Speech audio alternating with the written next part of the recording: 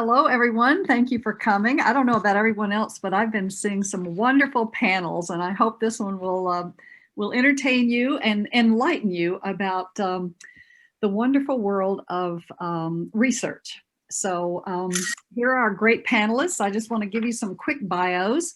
Cara Black. Cara writes the New York Times bestselling Aimé Leduc investigation set in the different arrondissements of Paris. Her latest book, 3 Hours in Paris, is her first standalone historical thriller.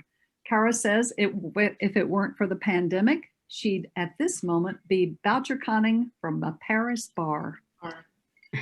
Linda Townsdin writes the Spirit Lake Mystery Series inspired by her childhood in northern Minnesota. Her books have been called complex murder mysteries with bone-chilling thrills and a little romance. Townsdin's background as writer-editor for a national criminal justice consortium has given her all kinds of juicy plot ideas, and I would like to see her on a plot panel sometime. Her short fiction has been published in several anthologies and is set in California, her home for decades. David Schlosser.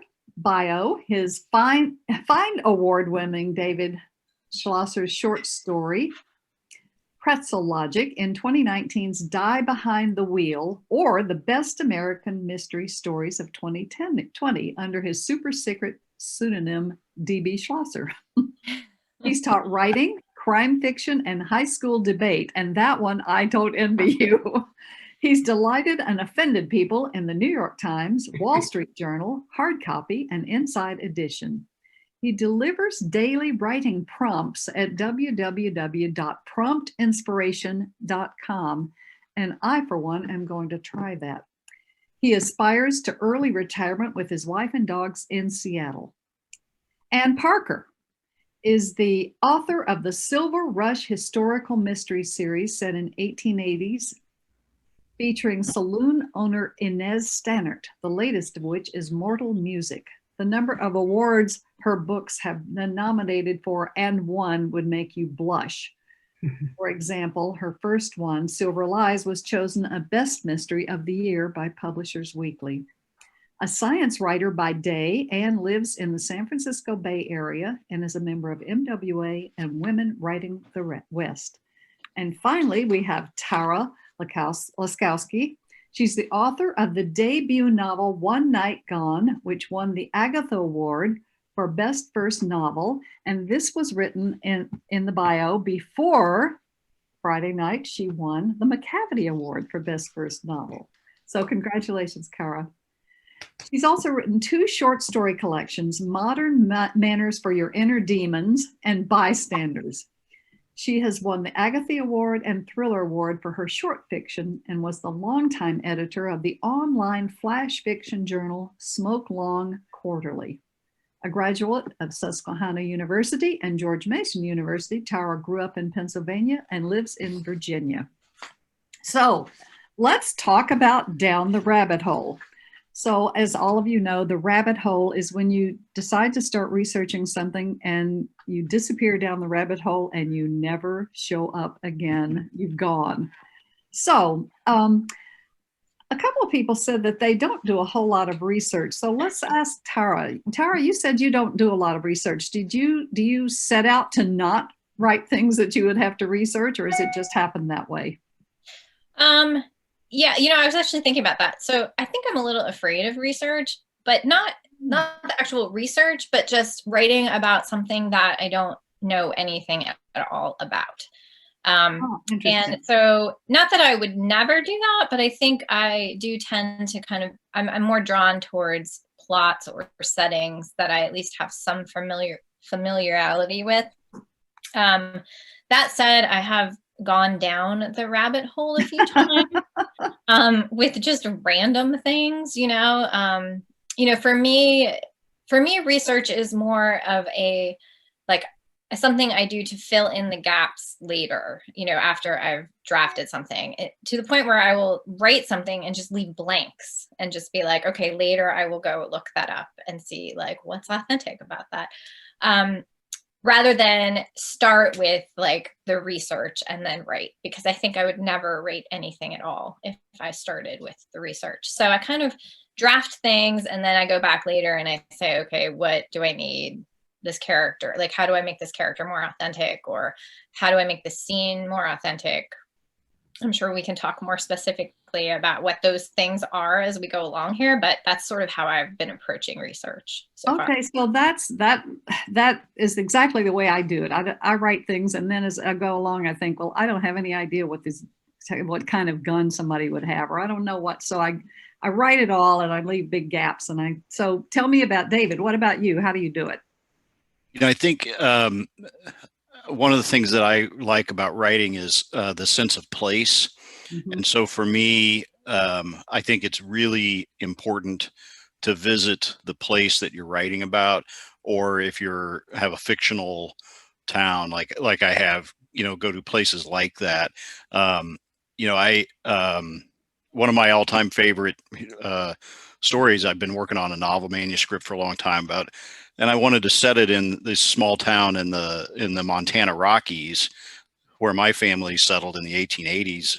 And when I finally went there to kind of look around, like, hey, these are pretty interesting little towns, but they're small towns, not unlike a lot of other towns, small towns in mountains or on the plains. But I started driving around, and in this tiny little town, I had like 2 downtown square blocks. I got a little bit out of town, and I saw this great big black iron fence, 12 feet high with spikes on top. I'm like, well, that's kind of interesting. And so I started following that, and it went on and on, and it went on for miles. Wow. And I like, okay, that's government. Like, the only people who would spend that kind of money are the feds. So when I went back into town, I'm like, so what's behind that big fence out there? And they said, it's a top secret. Nobody knows about it except everybody. Government lab where they study animal diseases. Right. Interesting. So you believe in in-person research. I think you have to do some in-person research to really get the wow, because here's a town where you would not think anything of interest ever happens. It had a little downtown diner, it had a little downtown used bookshop. Okay, it had a couple of things like that. Whatever. But then right outside, I mean, there's obviously hundreds of PhDs who work at this lab. And so anyway, I think, from that perspective, I think you need to feel, smell where you're writing about. But after that, I think the internet is such a problem because it's such a wealth of information. But my research tends to be fairly deep on really obscure things because I like. Well, do you do that in advance, or do you? I do because I like to reward. I think it's important to reward a reader. So if you have a reader and they get turned on by something, I want them to be able to go like, I'd like to learn more about that, and then go learn more about it and realize that, hey, I knew what I was talking about. So, okay. So, Anne, you do, how do you do in-person research? I mean, because you're writing a historical. Yeah. Well, like David, I love to go to the places. And for the first 5 books of the series, they're all in Colorado in 1880s. So I would go to Leadville, Colorado, which is 10,000 feet up in the Rocky Mountains. And right. Old silver mining town where there was a huge silver boom. And it's still, it's got a main street that's not a whole lot different. You go on the side streets and you see these houses dating from 1879. Oh my gosh, it's just amazing. And Manitou Springs, I had 1 book in Manitou Springs in Colorado. I went and researched, boots on the ground, feet on the ground. There's really nothing like it. You get a sense of the light and the air and the season, even if it's, a century plus later, that there are certain sensory things you can get from being there that you can't get on the internet. And you get to run into people. It's the serendipity of things, you go to a museum and say, I'm looking for something on this topic, and they'll send you to somebody who it turns out to be, this is their hobby. They know all there is about silver assaying methods in Colorado in 1879. I did run into someone like that through, Wow. just talking to various people. So Linda, you write about where you grew up. So that, your place research doesn't have to be quite as much. So what do you find you have to research and how do you do it? Well, that's true and not true because I haven't lived there for so many years. So, but a lot of things have changed, but a lot is the same. But no, I do tons of research because my stories are, the world has changed. And so what happens in small towns now, it's happening everywhere. And my main character, my protagonist, is an LA Times photojournalist who has covered, wars and conflicts worldwide and disasters, all that. But she goes back to this little town to rest and, connect with her family and the man she loves, her dog. And but something bad always happens. And the bad thing that always happens is related to every bad social ill or whatever that's happening in the larger world. I mean, it's no different anymore, Oh, interesting. And and plus, for me, research is like it's like magic to me because it's where a lot of my creative ideas come from. I'll have a pretty mundane thought. I'm not wildly creative, but then once I delve in there, it's just like ideas start popping and my story goes places that surprise me. I'm assuming that's going to surprise my reader as well. And I do it nonstop throughout the whole process. Well, a lot of it is because my own memory is not reliable. So, well, it's interesting. That was one of the questions I was going to ask: is how, if research changes any of the content of your book. But before we get that, let's talk to Cara, who has the writer's dream of having to go to Paris for your research. So talk a little bit about that. And I know you have a really funny story about research in Paris. So tell us about that and tell us about your general research. It's a tough job, Terry, but someone has to do it. No, exactly. My research takes me to Paris, and that's the best part of my job. But I agree with everything everyone has said. I mean, Tara, I don't know much about guns, and I always put that X, that I need to go back and get the guns right. But I really feel, what Anne was saying about boots on the ground, it's walking the ground and feeling that, and it's all the sensory detail. Because I think when I'm in Paris, because it's a city everyone loves, you've got to get it right. Even if I was writing about San Francisco, where I live, I would have to get it correct. The latest book where it's 1940, that's also historical. How do I go back to Paris, 1940? And so I had to do a lot of historical research, go to the archives in Vincennes, but then I got to go and feel the bullet holes still in the buildings, and I got to meet people. And there's places where you walk in the Jardin de Luxembourg. I've been there at all the different seasons, and felt the light. And I sat down on a bench, as I've always done, and near the Medici fountain, beautiful fountain. And I was sitting there feeling the sun on my face and hearing the gravel. And I was like, this is how people felt in 1940, even German generals who walked through these gardens, who'd taken over the Senate. And everyone has felt that. So that's timeless. So Paris offers timeless opportunities. But I have to say, like Linda, I agree with what everyone has said. Linda, there'll be something. I turn a corner and I'm like, whoa, that's incredible. That would really work in the story. But of course, Terry, I'm boots on the ground. I climb the fences if I have to. And I have done that several times. I also need to know if I could put a body here. Would a corpse in this courtyard get the sun on it? Would it, make rigor mortis, all that, which you have to get right. How long would it be seen? Where would it be? I climbed, with my friend's help, I climbed over a park fence because, they close the parks at night, and to see if the body could be there and how the light would hit it, with the trees and what time of the year it was and with the leaf. So those are fun things. I've often lied, and that's just between us, okay? Saying that I represented a famous newspaper from the Big Apple, what could that be? And needed to have a tour of this new facility, the water pump, and they took me on it, you know, the reservoir in Paris. And so later I kept saying, of course I'm going to send you the article, right? But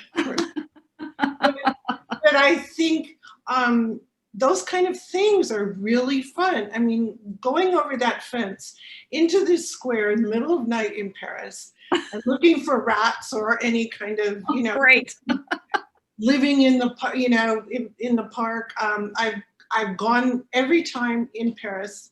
You know, they have the big giant doors, of course, if you've been there. And in the morning, they're usually open because the concierge is cleaning the courtyard. So you can always just slip in. Or sometimes you just, you know, the doors click open and you go in and you explore. Oh, see, I love that intrepid sense that you have. You know, we've been talking about a sense of place, but then there are also details that have to be found out. And I have an example from my own writing. I had to do an autopsy. I had to have Samuel Craddock attend an autopsy of a burn victim. Well, how am I going to figure that out? So I went online. There were photos. And I thought, okay, I'm just going to pretend that I'm in that room. And what would it be like to be with that person? So talk about that. What kinds of things have you found that are specific? Like, for example, if you're going to talk about ceramics, you know, do you use the internet liberally, and has that changed over the years for you? So how about Linda? You want to start with that? Talking about the specifics that don't have to do with sense of place? Well, let's see. I don't know if it's so much I guess it is sense of place. I was thinking of my third book. I wanted to research drones. I was interested in weaponized drones, and I have this 90-year-old neighbor who kind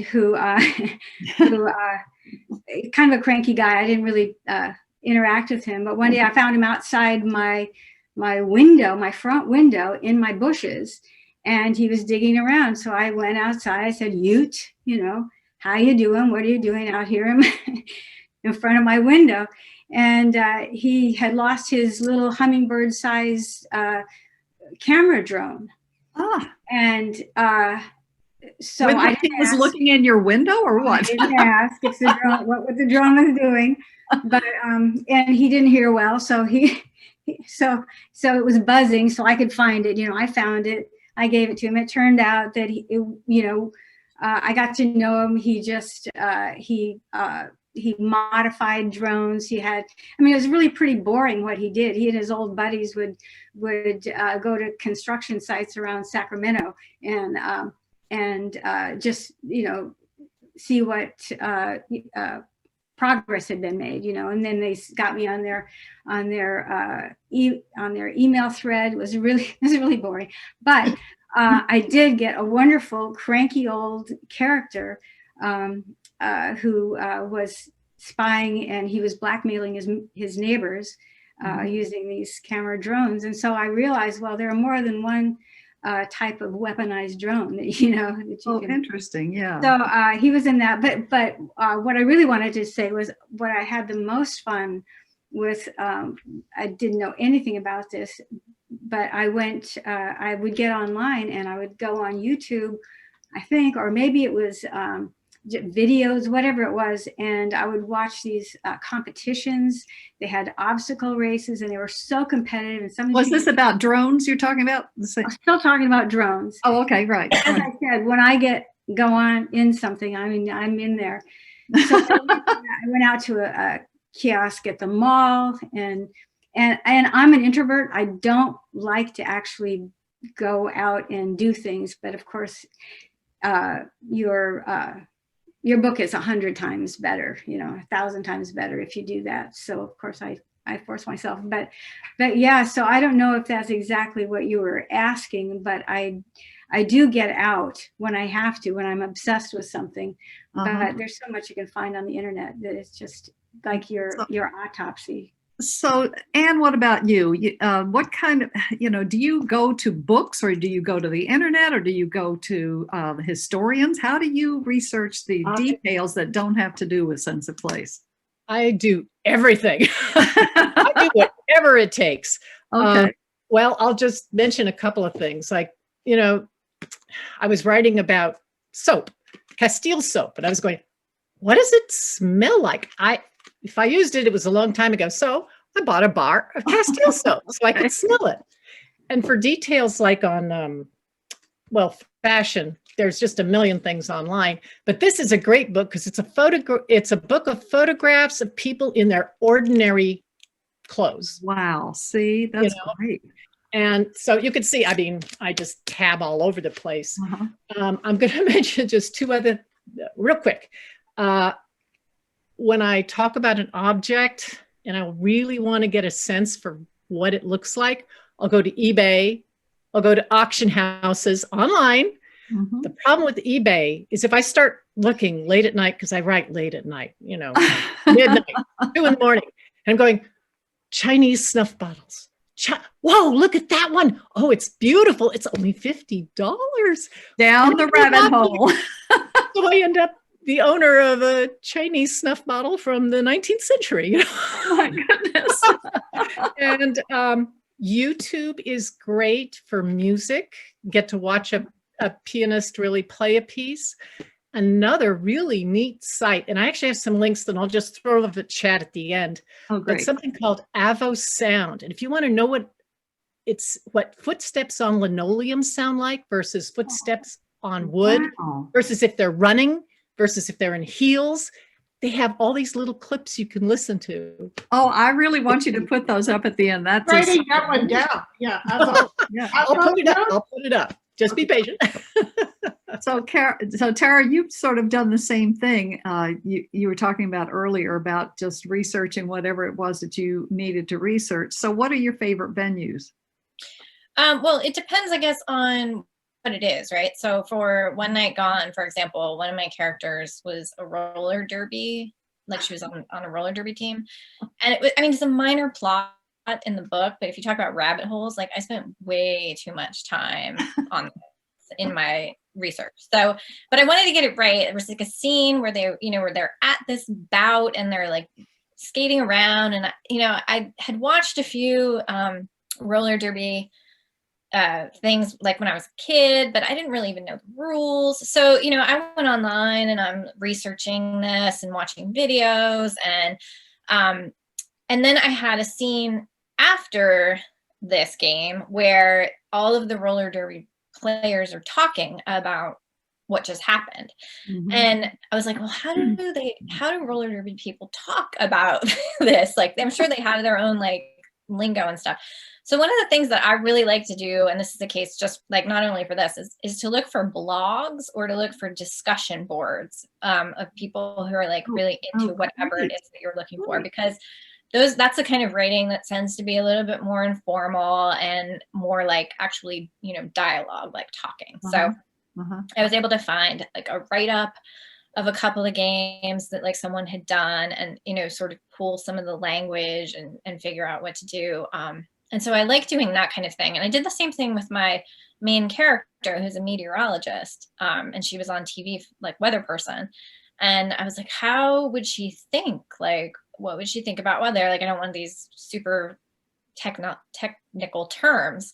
And so I did the same thing. I looked up universities and like, I guess like weather science programs, and found like a student discussion board where they were talking about like this paper they were writing or this report or something. And I like was able to kind of like, oh, okay, so this is how they would talk about it. So I like to find that if I don't know a person who does the thing that, I'm researching, that's like the next best thing for me, is to find like this informal kind of writing that they do. Yeah, it's sort of like one time I actually was going to do something about dog fighting, and I actually ran into a relative of a friend of mine who had been married to a man who did dog fighting.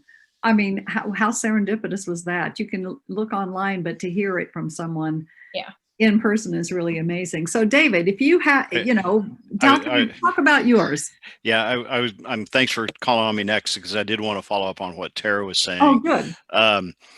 You know, the wonderful thing about the internet is not the rabbit holes and the eBays, even though those are fun.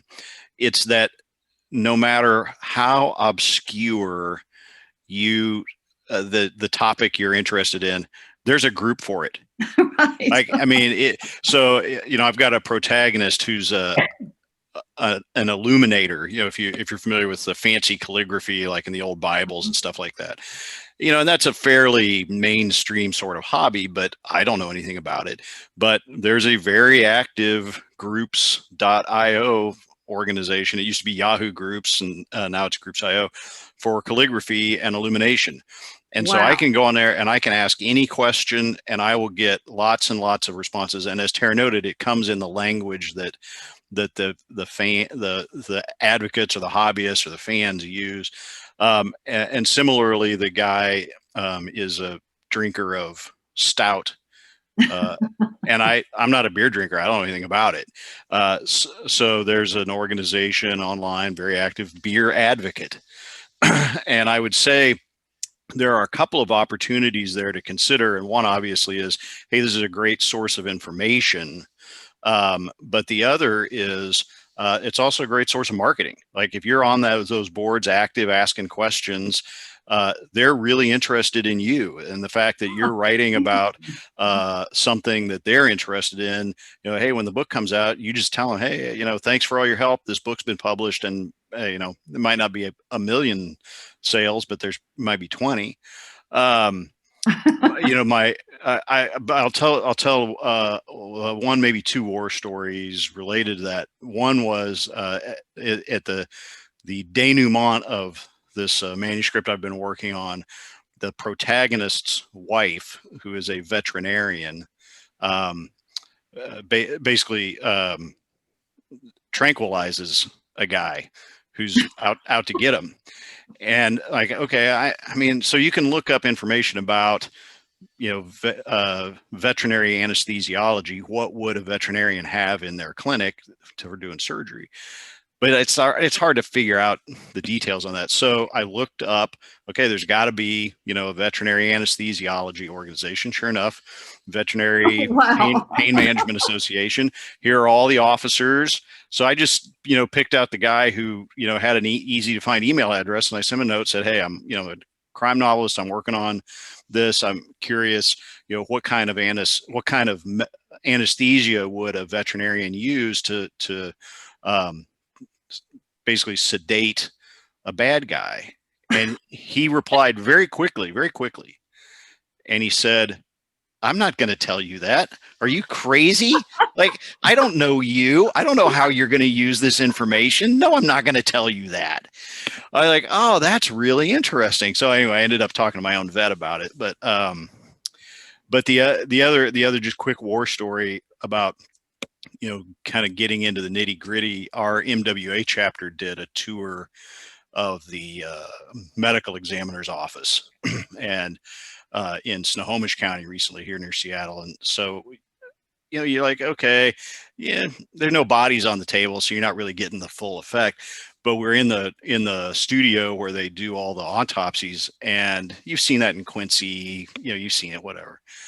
And it's something I had never seen before, and I thought, that's going in a book, was at every station, hanging on the back of the tool cart on a specially made hook, is a bolt cutter. Oof. And you're like, that's an interesting little detail that tells you a lot. That's the kind of detail that says a lot without taking up any space at all. Well, let's talk about that a little bit. You do some research and you find some things that you find interesting. Now, how do you keep yourself from overloading your work with this stuff? Because all of a sudden you find that you've written 2 pages about some obscure piece of business. How do you keep yourself from going overboard with that? It's a craft question is what this is. So Cara, talk about that a little bit. Sure. Can I just go back to something? Sure. Please do. And about sounds, because I love sounds, is that I use my iPhone. I used to have a little tape recorder, and I sit in Paris cafes and I just put it on just for background, right? Just I'm writing or taking notes or whatever. And I'm just hearing it. Or when I'm on the bus, I constantly eavesdrop, I just put it there in my bag, and you hear people talking when they get on, they get off. So those are all the nuances when you talk about who these people are. And, if you take a bus that goes through Paris, this certain number goes from the very fancy area to the very working class, and the people that get on and off and with kids and after school. And so I can come home and I can just sit down and play that, and it all comes back.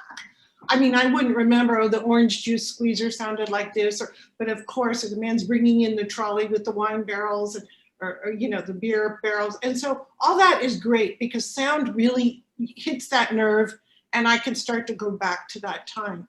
But I have to say, I know a lot of French police who are now retiring because I've been doing this for 20 years, right? So I have connections, and someone introduces me to another, and then another, and this guy retires, or he works in money laundering now, and I'm very good to them.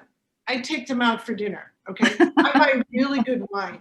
It's the price of my research, right? In a bistro, right? And, it's very nice. So I get a lot, that's what they like. And then one time we'd gone out for a drink, and they said, I have to go down and do my, my monthly allotment or something. I go, what do you mean? You said, I have to go do my shooting practice, right? To keep up with you have to go every month or 3 months.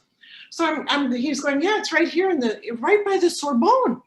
It was downstairs in the cellar. And I'm going, wait, can I come?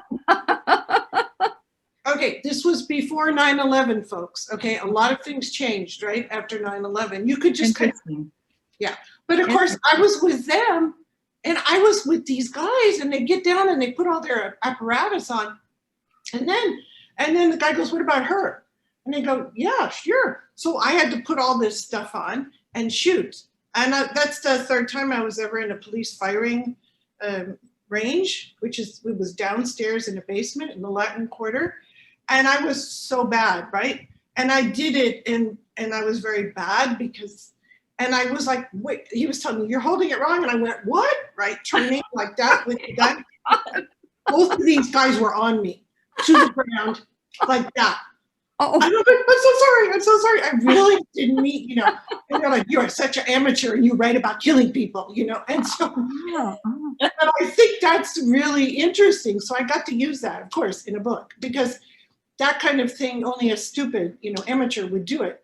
But also just one more thing that worked in the last Amy book, which I hadn't known, is some of these guys know people who move on to like NATO, Interpol, right? They move on in their professional lives. So when I was writing about the Côte d'Ivoire in the last Amy book, I got to do, what did we do? Like Zoom calls with this guy who was talking about his experiences working during a coup d'etat when the French colonial times in Côte d'Ivoire.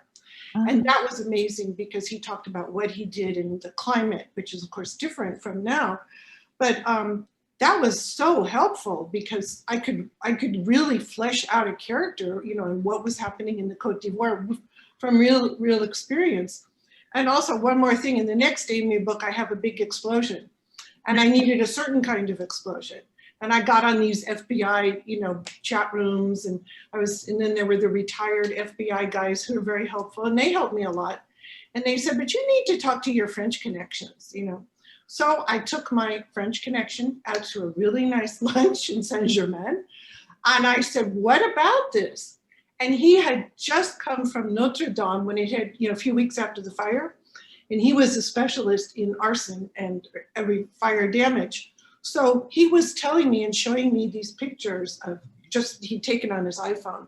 And he talked to me and he said, now, if you're going to have this kind of explosion, it will do this. And this kind of explosion or a gas explosion will do 3/4 of the building. Or, it's all mathematics when an investigator, right, goes in to find the cause of the fire from an explosion. And I was just like, writing everything down, and it just gave me incredible ideas. So that stuff is gold, right? And I'm sure we've all had those golden experiences.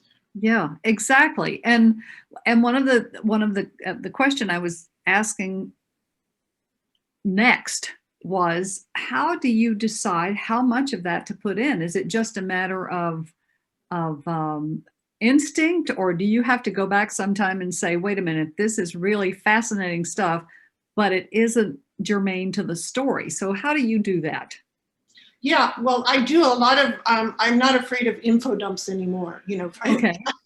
I have a thing called an info, which I write all this down in the manuscript, the draft, and I put like a, you know, like a hashtag, or I have a little symbol. So it's like, I know that all this is what I discovered and I love.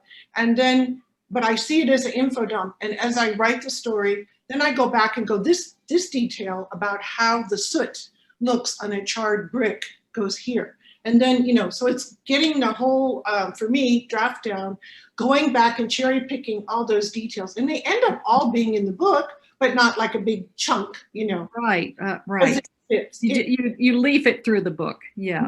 Yeah, it's weaving. Yeah, weave it through the book. How about you, Anne? Do you what do you do that? I'll imagine you come up with amazing facts that are so interesting, but it's so much stuff. And I just, well, you know, there was a panel I was in years ago, but a fellow on the panel, and I think his name was William Martin, author. He talked about how you research a mile wide, an inch deep, and then you drill down in specific areas. Interesting. So I sort of try to keep that in mind, because I think that's really useful. That's the T shape. Yeah. Oh, okay, good. I didn't know that name. But you know, I sort of sense a lot of times when I'm just, you know, getting a little too enthusiastic about something that maybe doesn't really, it's not, you know, I've already created the atmosphere. I don't need more of this in this particular spot. So I'll do kind of like what Cara's talking about. I have a file called bits, and I'll just say, oh, this is perfect. I'll slam it in bits and see if it's useful later. And I also have a critique group. I have a bunch of critique partners. I believe in data. So when they're reading my chapters, if they go, yeah, I kind of drifted off in the middle of your discussion here about smelters in Leadville, I'm not sure why, you know, or whatever it is. Right. And then, you know, the rest of them chime in. Yeah. Oh, okay. I guess we don't need all that information. So I do depend on sort of beta readers, you know, critique partners to tell me, yeah, I didn't need all of this. Just pick it up. Keep going. So that helps. You think that beta readers are helpful. How about you, Tara? Do you have people read your work to tell you anything like that, or is it just instinct for you? Oh gosh, no. I don't trust my instincts. Oh, good. Okay. No, yeah, definitely. I think readers are really helpful in that way. You know, they always tell you to cut out all the parts that the readers skip over.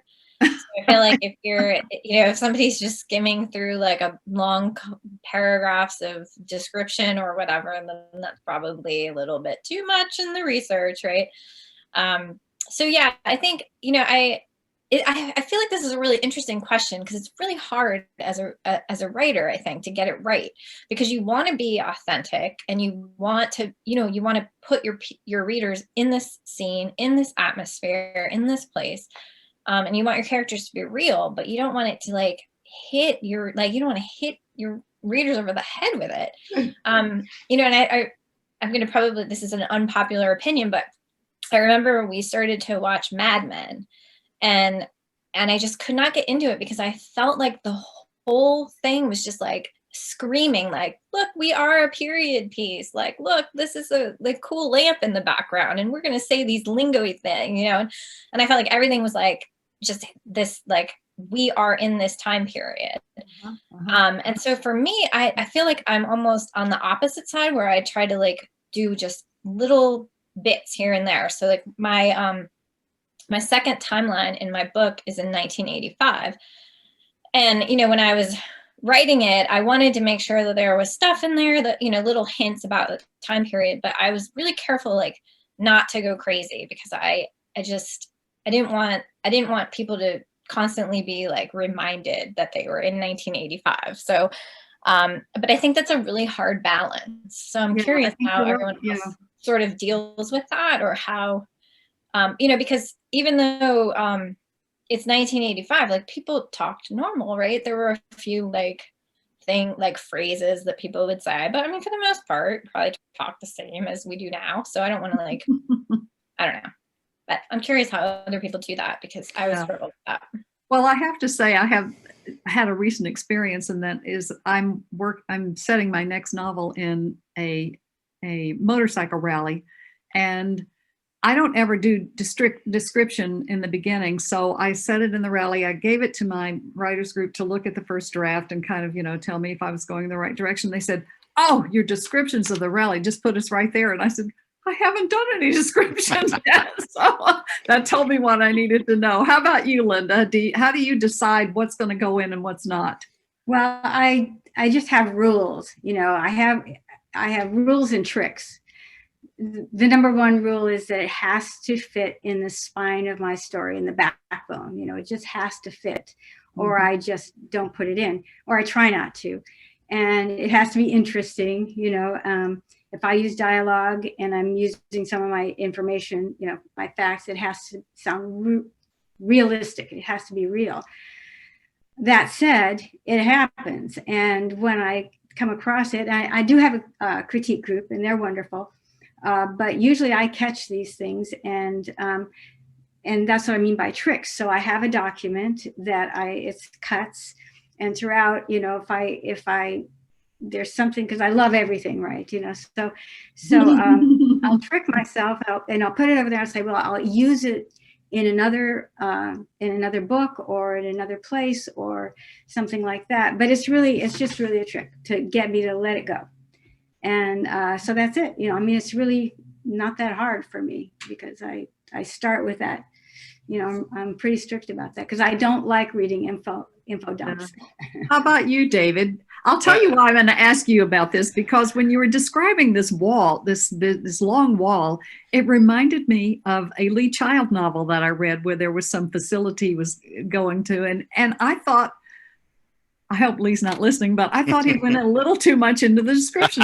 So how do you decide not to describe something?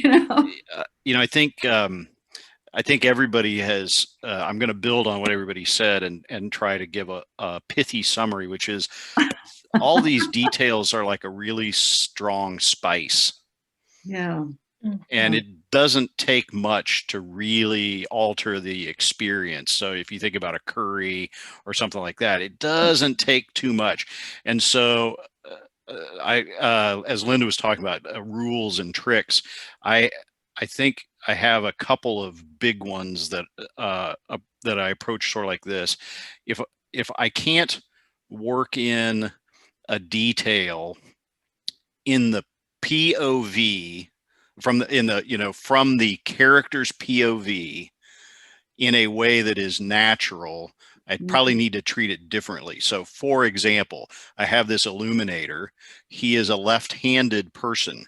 And if you think about inks and back in the bad old days when you had to worry about dragging your left hand over wet ink, illuminators have actual devices. So you can say, so I got down I don't even remember what it's called, my device, that I had to buy because I'm left-handed. So you have told the reader, you've given the reader the context that they need to know. Okay, this device is something that a left-hander uses to illuminate. And if they care, they can go look it up. Most of the time they don't care, but it really deepens the sense that this character knows what he's talking about.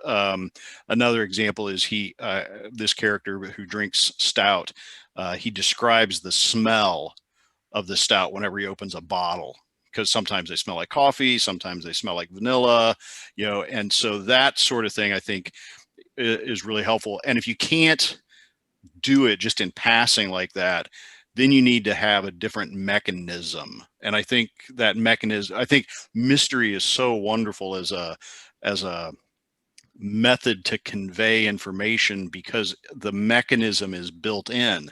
You have a detective who doesn't know what's going on. And so he's asking or she's asking, hey, explain this to me. And I mean, what a tricky way to get your info dump in there, right? Oh, really? Right. Yeah. So yeah, if you can't get it in within the POV character's context of reality, you probably need to come up with a different mechanism. And usually that mechanism is, I have a point of ignorance that someone has to fill me in on. Either I'm explaining it to somebody or somebody's explaining it to me. Okay, well, we're just about at the point where we're going to ask for questions from the audience. And by the way, thank you, audience, for being here. And I'm kind of glancing through the chats, and there's just amazing chatter out there. I would just say, when I participated in some of the panels as an observer, it was not apparent to me how many people were in the audience. And so I want to say, we're currently at almost 200 participants here. Exactly. It's amazing. And I usually do the 8 a.m. Sunday panels. I've never seen 200 people at a panel at VoucherCon. So this is a real thrill to have so many people to share with. So right. Thanks everybody yeah. for joining. So one last question. Have you ever found anything in your research that changed the direction of a story? And I'll just throw that open for any of you to say about that. Ooh, I have a good one. Okay, Linda. It was my second book, and I was researching. The Nazi occupation of Norway, and what I found what I learned. It changed my entire murder scene. And so I had to go back and redo my murder scene, but then that thread was so good because I used it throughout the entire book. It became part of the backstory, backbone of the book. And so yeah, that was a great detail that really made the book better. So yeah. Anybody else? When you talk about the info dump or everything, it's also about extracting the telling detail. It might just be one, even though you have these, I have all these things about a cafe. I mean, what do I want, and what do I want the cafe owner to be saying and, relaying, or what is the purpose of this scene and what will take us to the cafe and not bore us, right? We don't need, too much, like Tara was saying, there's so much in that, maybe just that one 50s lamp or something, or whatever it is. So it's always, for me, it's distilling it down to why is this scene important? How does it move us forward? And what is that telling detail? For me, it was finding, it totally changed the story. I was working on 3 Hours in Paris for 10 years on and off, writing the Aimee books. And it was about 4 years ago, I think, 4, maybe it was 5. I found out that certain documents were declassified, right, from the government in the UK. The Imperial War Museum or Imperial Archives had released all this archives about the Section D for destruction, that is a precursor to SOE that many people know about, Churchill's irregulars who went to light Europe on fire. But this was the precursor, Section D. And I discovered this whole trove. And I was like, why don't we know about Section D? Why they were making these lipstick guns. And I was like, oh, how cool. She's got to have a lipstick gun. I was like, yes, totally. And they developed, it was like, what's his name? The one who wrote James Bond, Ian Fleming. Yes. He had worked with all these people. So it comes from reality, right? And I never got to use the lipstick gun. Too bad. Next one. Next one. But it was this thing that came out that talked about all the backstabbing between the MI6, between the military intelligence, and I never knew. So that changed the course of the book about this infighting and rivalry. Right. Very interesting. We have a couple of good questions. Carrie, I just put the questions in a list form for use in chat. Yes, I see these. From Priscilla Patton, does anyone do cold calls to pros or specialists? Cara said that she talked to Paris cops. So how about the rest of you? And how do you introduce yourself? Okay, David, you.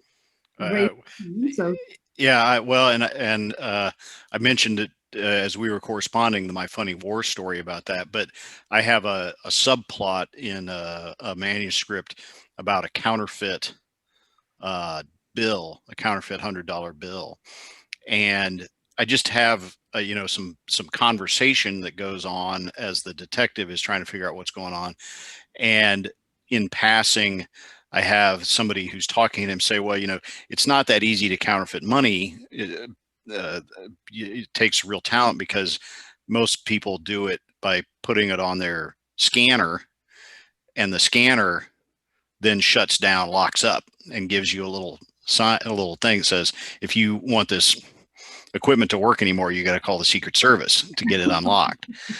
And I'd always heard that, and I didn't know if it was true, but I called the Secret Service to say, hey, I'm doing research on this. Can you tell me whether this is true or not? And they said, tell us your name, your address, your social security number, your driver's license number, where have you lived in the past 15 years? Can you scan your fingerprints? And so after all, like basically a body cavity search by phone, they go, yeah, we're not telling you the answer to that. But I saw some conversation in the chat, and generally speaking, experts in a field are thrilled to talk. Never be afraid to make a cold call. Absolutely. Because they will be more than happy to tell you. But maybe I'm sick, but I have had a couple of instances that I related in this panel. Like, you call people and they go, hey, there's a reason I'm not going to tell you the answer to this question. So be sensitive to that as well. But for the most part, anything that you're interested in, somebody's going to be really excited to talk about. Yeah, I think especially people who aren't necessarily in the glorious professions of like detective, police officer. For one of my novels that I was writing like a long time ago that never went anywhere, but the character was a radio DJ, and I wanted to know what it was like to be in a radio station. So I just like emailed someone at a local radio station and said, is it possible for me to come like just hang out with you for an hour? And they were so excited about just showing me like how they work. And I'm sure he's never had anyone ask that before. So I really do think, I agree. I think people are very excited about it, especially if it's a job that people don't normally be like, hey, I'm writing about this. Can you tell me everything about it? I have one other quick question or story that reminded me when David, when you were talking about all like the reluctant sources, my husband, Art, was writing a story in which he needed to know what kind of plant would be poisonous, like could kill someone. And so he emailed a professor at George Mason University where he teaches and was like, hey, she was a botanist, and asked her this question with the prep, I am writing this story. And he got his phone rings in his office and it's the professor. And she's like, I can't even email you about this because this shows up in like some search or, something. She was like, I can talk to you off, offline about this, but I can't even respond to your email right now. So it's right. interesting. I can't put the word rice in email because they because the NSA will find it. There's a very good question that I'd like each of you to answer. How do you keep track of your research? Anne, tell us. A couple different ways. I have a file in my bookmarks that says book 8. And every useful thing I tab it. And I print things out. Oh, this is I admire you so much for that. I have a binder that has, I print the stuff out and, then I sort of by categories, Alcatraz Island. And then I can flip right to whatever I printed out pictures and stuff. Amazing. How about you, Tara? How do you keep track of anything like that? I write my novels in Scrivener, and so I keep all, like, there's just a folder in the Scrivener that I just dump all of my research in there, including like pictures of characters that I find online and stuff like that. So ever since I discovered Scrivener, like my life has been much easier because everything is in that one document. So Yeah, I'll just jump on there. Scrivener is superior for that, but if you're not comfortable using it, you can roughly replicate the experience using OneNote and Microsoft Word together. This kind of gets you roughly the same thing. Well, I have to say that I just do notebooks. I buy those cute little notebooks in Paris, with the grid lines. I have piles of them because I just take notes when I'm there. And I have two kinds of notebooks. One is just for stuff I like, and one is about the Amy book or what I'm researching on the Amy book. It's always hard. So when I was writing the historical thriller, I had all these notebooks about World War II or the occupation. So I could go and look at, personally hold them and look at them, and I remembered things. But Reese Bowen has convinced me to use Evernote. I tried Scrivener. I just did not, I know it works for a lot of people, but I've started trying to tab it with Evernote as well. So if I'm not in Paris, which I'm not right now, then I can start copying and what do you call it, tabbing them or putting it in Evernote. So that is really helpful visually. I don't have to go through all the notebooks. Linda? I have a document on my computer for each book that I'm writing that is all research, but I don't organize it particularly well or anything like that, which is good because sometimes when I'm looking for something, going through it, I'll find something that, oh yeah, I can use this too, or instead, or something. So it's a random way of doing it, but it works. Right. Okay. So we have time for my last question for each of you, which is the regular question of what are you working on now? So Tara, do you want to start? No, not really. You don't have to. Top secret. Don't jinx it.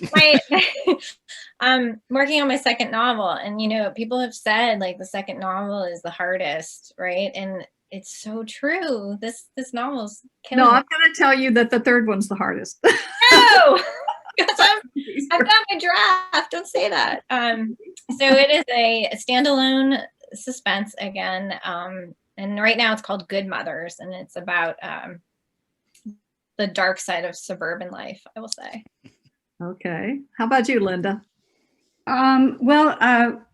My short story was selected for the BoucherCon anthology. Oh, So I congratulations. was really and that was really exciting. And it's not out yet, but it's about to be printed, I understand. So, but that sort of got me excited. I've had short stories in anthologies in the past, but I haven't done it since I started my series. I've just been focusing on that. But now it reminded me how much I love short stories, how much I love to read them and write them. So,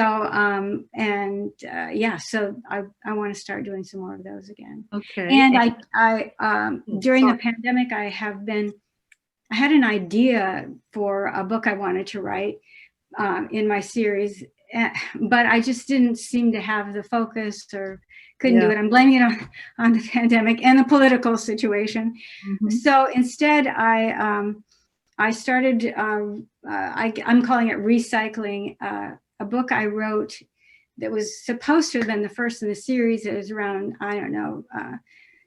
10 years ago, even when I started it. And it's done. It's Murder Exposed, and it's a prequel. So if for any of my readers who have been following my story, it's sort of, it tells a story of how my main character, why she left, what secrets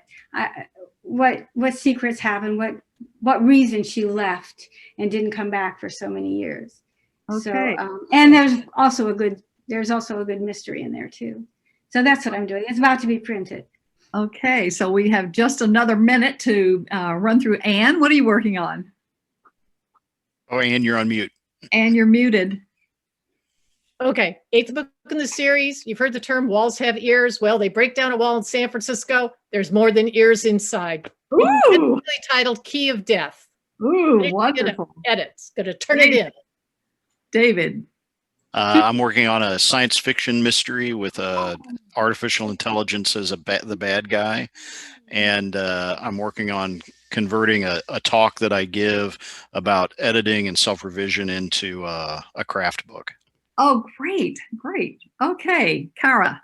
I turned in the next Aimé Leduc, and I'm waiting my editor's edits. Thank you. Who knows, what will happen. But the baby's now a toddler, 3 years old. Chloe's Oh my. I haven't moved her up, but we're still. 9/11 has just happened in France, in here, in our country.